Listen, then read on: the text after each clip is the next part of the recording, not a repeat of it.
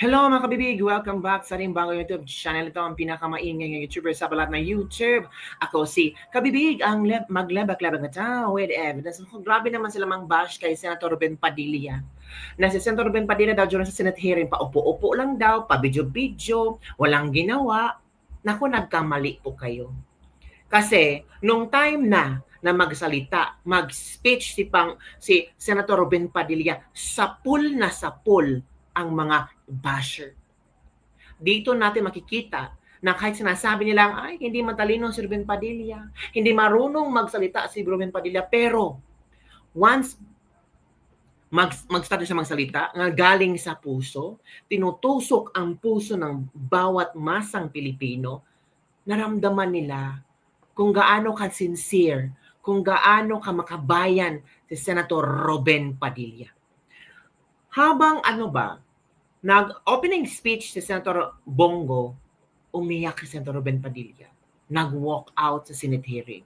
Alam naman natin, from the very first start na lumapag si Pangulong Rodrigo Roa Duterte sa ICC sa The Hague, sinong senador ang nandun? Si Senator Ruben Padilla.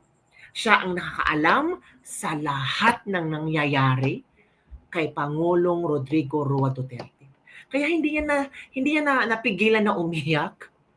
Hindi niya napigilan na bumuhos ang kanyang luha at kanyang emosyon. Kaya nag-walk out siya mga kabibig. So, tingnan natin mga kabibig ha, itong pag-walk out ni Senator Ben Padilla kanina at maraming mga netizen ang nakaintindi sa emosyon ni Senator Ben Padilla.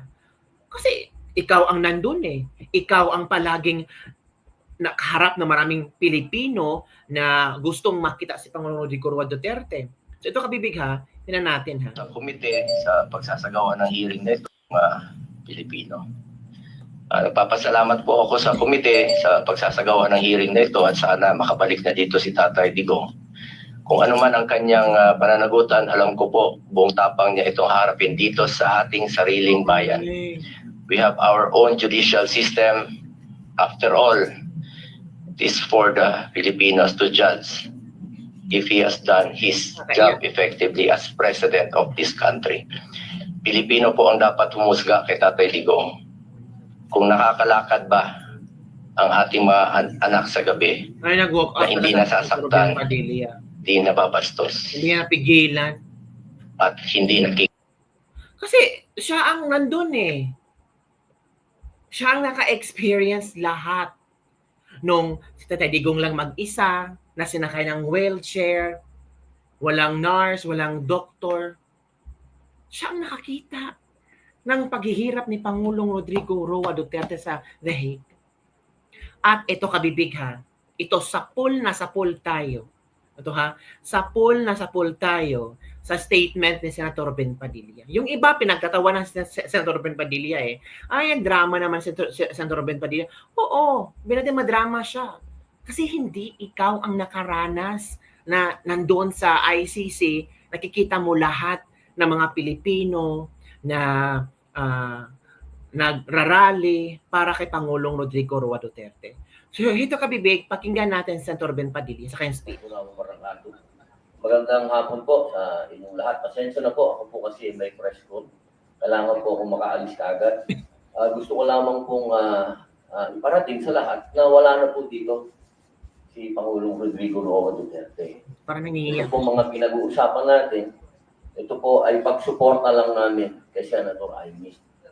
Pero alam niyo po sa ating mga magigiting na panauhin dito, napaka-ironic lamang po na alam naman po natin lahat, patid natin lahat. Nadadalawang pangulo lang po ang lumaban sa komunista. Una, si Ferdinand Marcos Sr. Ano po ang nangyari? Inalis natin sa bansa. Ang sumunod na lumaban po sa komunista ay si Pangulong Rodrigo Roa Duterte. Ang tanong ko lamang po sa PNP, hindi ko po kayo hinuhusgahan. Hindi po ba nyo tinanong man lang sa mga nag-uutos po sa inyo kung bakit natin dadalhin sa The Hague ang ating dating Pangulo? Correct. Na alam naman po natin na buhay ang Communist Party sa Netherlands. Alam naman po natin na hinihingi natin dati na i-transport dito si Joma Sison dalhin dito sa Pilipinas.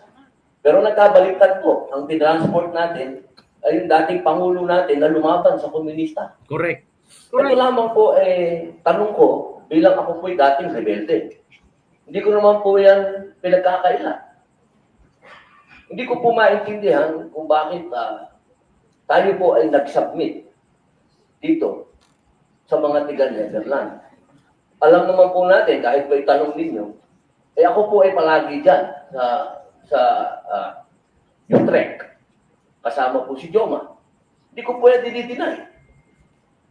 Pero nakakagulat naman po na dinala natin ito ng dating Pangulo. Yung po ba, hindi po ba alam ng PNP na karamihan po sa mga dumadating na pera sa komunista, sa mga terorista, ay galing po sa abroad. Correct. Yan po yung mga tanong na kailangan ko po sanang itanong sa inyo at marinig ang mga sagot ninyo, pero naubos na po ang oras natin sa paikot-ikot. Ako po ay gusto ko pong iparating sa inyo ang kalungkutang napakalalim. Sapagkat sama-sama po tayong lumaban. Gusto po natin ng law and order sa ating bansa. Pero pagdating po sa kaduluduluhan, alam niyo po, General Torre, congratulations, nakadalawang medalya na po kayo. Oh! Pero alam niyo po, sir, nalulungkot po ako dahil yung katapangan po ninyo, sir, medyo nakalulungkot po. Bakit? Ala, kinongratulate ni Ruben Padilla si Torre, pero nalulungkot siya. Ala, bakit kaya? Congratulations, pero nalulungkot po. Napakatanda na po ni former President, sir. Correct. Ako naman po tagahanga ninyo sa pagka matapang ninyo, sir, pero napakatanda na po ni former President. At alam naman po natin, sir, na lumaban na sa komunista. Alam niyo yun, sir.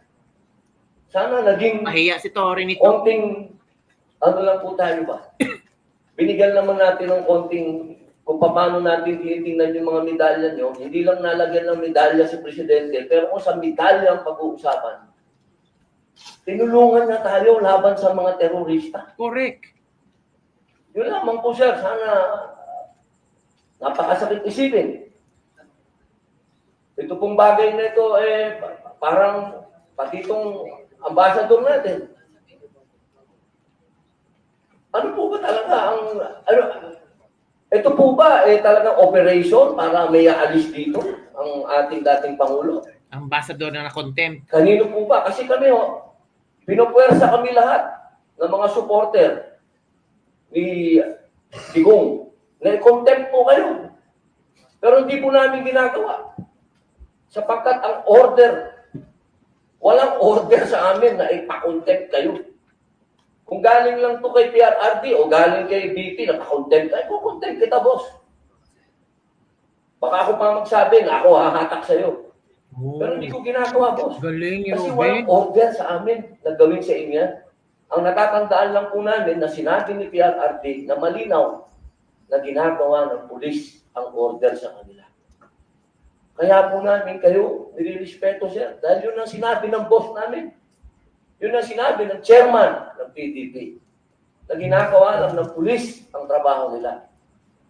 Pero sana naman, sir, isipin din. Oh, grabe ang galing ni Ruben Padilla dito, mga kabibig. Talaga nakikita natin ang tapang ni Senator Ruben Padilla.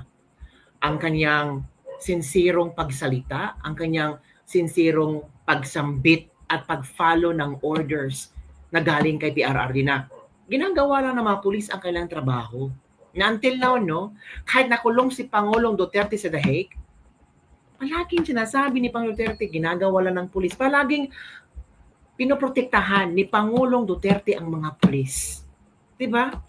Sabi ngayon, Ruben Padilla, kung hindi lang kami sumusunod ng order na galing sa aming boss ni PRRD, ako nang ihila sa'yo. Ako nang magpakontempt sa'yo. Pero hindi ginawa nila. Kasi naniniwala sila sa sinasabi ni PRRD na ginagawa lang ng mga pulis ang kanilang tungkulin. Nakakalungkot, sabi ni Senator Ben Padilla kay General Torre, na-promote nga. Pero Kumusta ang pangalan ni General Torre? Happy ba siya sa kanyang promotion? Of course, happy siya. Pero ang netizen, binabati ko siya. Kaliwat kanan, binabati ko si General Torre. Di ba mga kabibig? So kung ikaw si General Torre, paano mo i-accept itong statement ni Senator Ben Padilla na congratulations, General Torre. Na-promote ka pala, pero nakakalungkot po. Kasi matanda na po si PRRD, pero kinuyog nyo. Sinakay nyo sa eroplano, biniyahin nyo papuntang ICC. Yan ba ang gagawin ng isang pulis? Yan ba ang inyong mga sumpaan na protektahan ang mga Pilipino sa Pilipinas? Parang nakakonsensya yung statement ni Senator Ben Padilla. Tingnan nyo, ang mga bashers na nagsasabing, si Senator Ben Padilla, paupo-upo lang, walang ginagawa, pero sapol na sapol sa kanyang statement, no? Sapol na sapol ang mga taong bashers na walang alam kung ano ang totoong nangyari. Kasi itong mga bashers, kung ano lang nakikita nila, comment agad, react agad, bash agad. Pero hindi nyo alam kung ano ang pinagdaanan ni Senator Ben Padilla. As you can see, yung speech ni Senator Bongo, umiyak nga siya. Umalis siya, nag-walk out siya sa Senate hearing. Di ba, kabibig? So ano ang iyong komento tungkol dito, mga kabibig? Nakakaawa si Senator Ben Padilla, pero nakaka-proud si Senator Ben Padilla. Oo nga, hindi siya matalino. Pero once magsalita siya, galing sa puso. At yon ang nagpanalo sa kanya. At yon ang mahalaga na you know how to connect, you know how to follow orders, and the same time, you know how to put yourself with dignity na talagang ilalaban mo kung ano ang tama. Yun lang, kabibig. Don't forget to like, subscribe, and share this video. Bye everyone. See you next time.